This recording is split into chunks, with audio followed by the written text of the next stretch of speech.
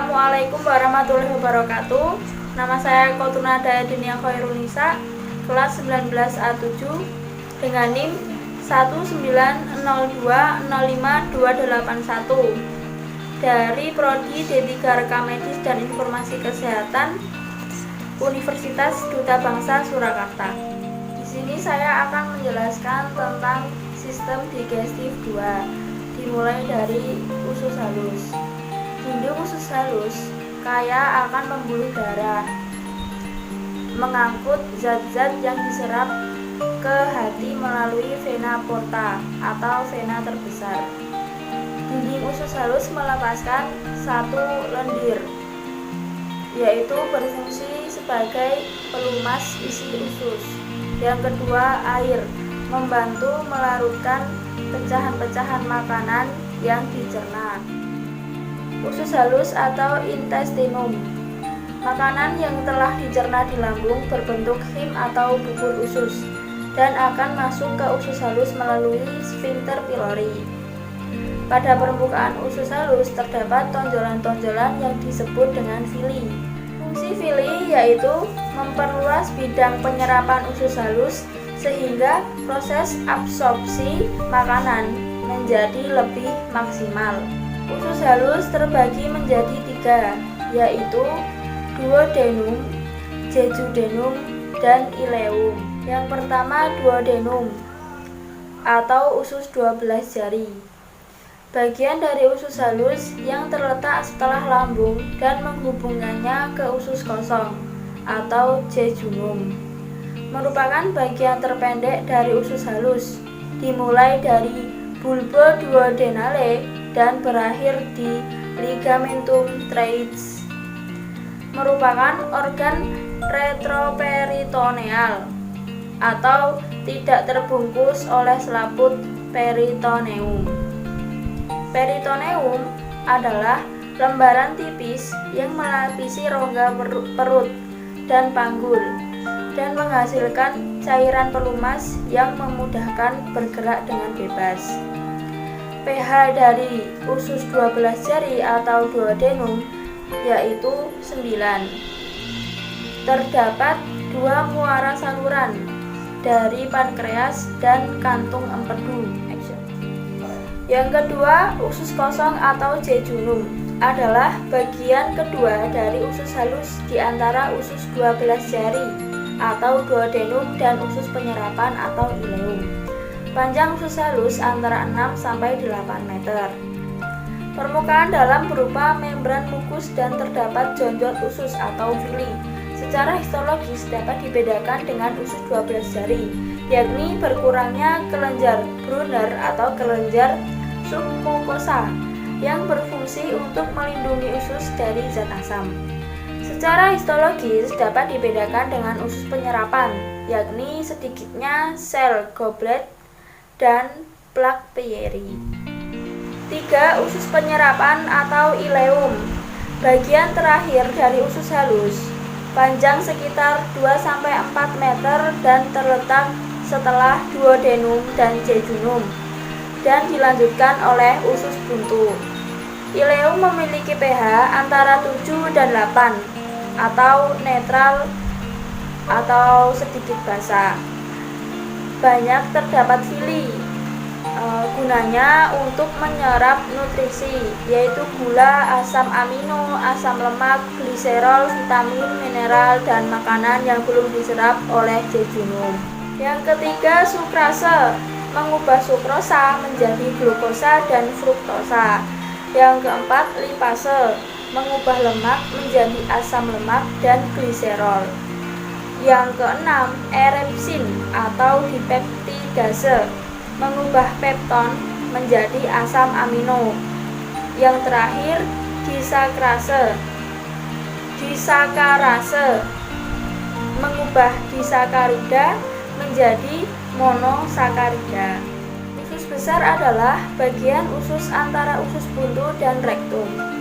Fungsi utama usus besar yaitu menyerap air dari feses. Usus besar terdiri dari kolon ascendens, kolon transversum, kolon descendens, kolon sigmoid atau yang berhubungan dengan rektum. Bakteri yang terdapat di dalam usus besar berfungsi 1. Membantu penyerapan zat-zat gizi. 2. Membuat zat-zat penting seperti vitamin K. Sekarang kita menuju ke usus buntu atau cecum. Adalah suatu kantong yang berhubung pada usus penyerapan serta bagian kolon menanjak dari usus besar.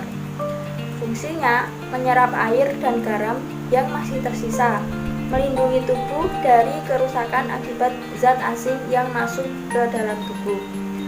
Penyakit usus buntu terjadi karena apendik tersumbat lalu pecah. Apendik vermiformis atau umbai cacing adalah organ tambahan pada usus buntu. Umbai cacing terbentuk dari cecum pada tahap embrio.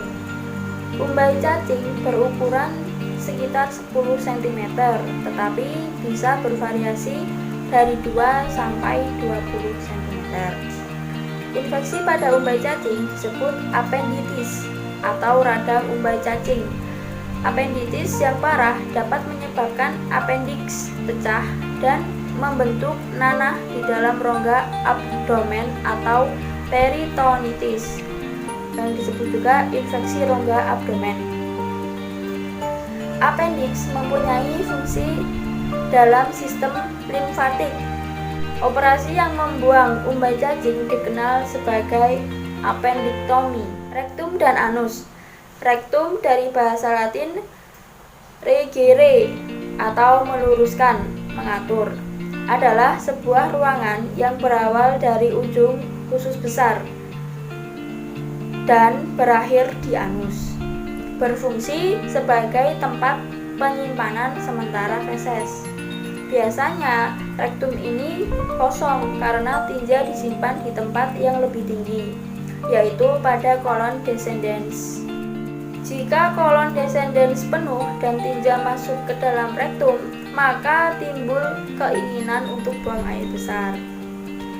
Mengembangnya dinding rektum karena penumpukan material di dalam rektum akan memicu sistem saraf yang menimbulkan keinginan untuk melakukan defekasi.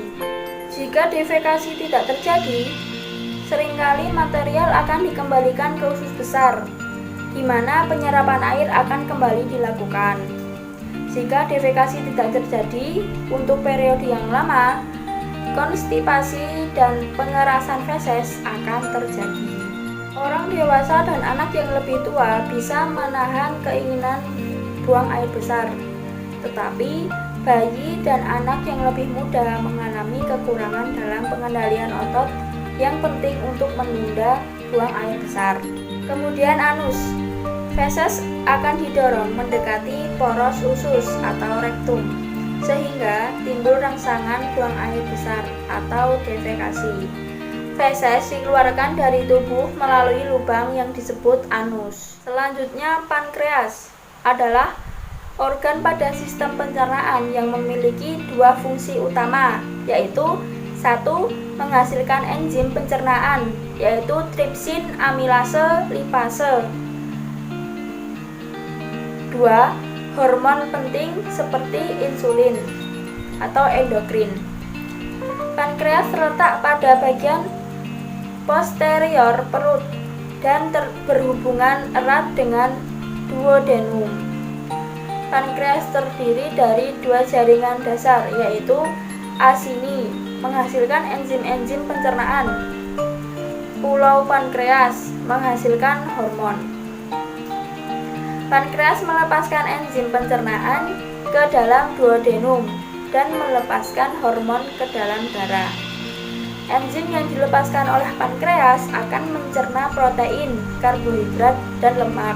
Pankreas juga melepaskan sejumlah besar sodium bikarbonat, yaitu berfungsi melindungi duodenum dengan cara menetralkan asam lambung. Lanjut ke hati, hepar atau liver. Hati merupakan sebuah organ yang besar dan memiliki berbagai fungsi.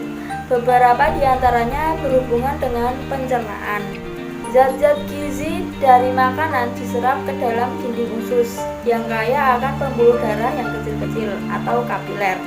Kapiler ini mengalirkan darah ke dalam vena yang bergabung dengan vena yang lebih besar atau vena porta, dan pada akhirnya masuk ke dalam hati. Vena porta terbagi menjadi pembuluh-pembuluh kecil di dalam hati, di mana darah yang masuk diolah. Hati melakukan proses tersebut dengan kecepatan tinggi. Setelah darah diperkaya dengan zat-zat gizi, darah dialirkan ke dalam sirkulasi umum. Kemudian lanjut ke kantong empedu dan saluran empedu. Empedu memiliki dua fungsi penting, yaitu 1. Membantu pencernaan dan penyerapan lemak. 2. Berperan dalam pembuangan limbah tertentu dari tubuh, terutama hemoglobin yang berasal dari penghancuran sel darah merah dan kelebihan kolesterol. Sekian dan terima kasih, semoga bermanfaat. Dah. Wassalamualaikum warahmatullahi wabarakatuh.